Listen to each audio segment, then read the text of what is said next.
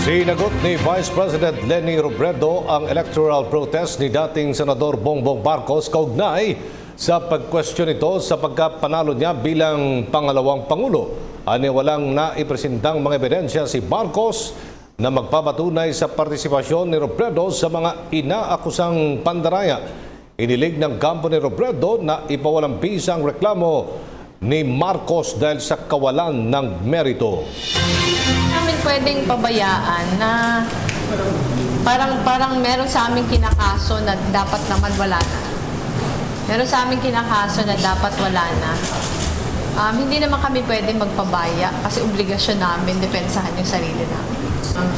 Kaya ano talaga, kailangan naming sagutin, kailangan pabulaanan yung mga paratang. Parang nahihiya akong sagutin yan kasi yung abogado nga namin wala kaming pambayad, tapos may pambayad pa kami sa bribe.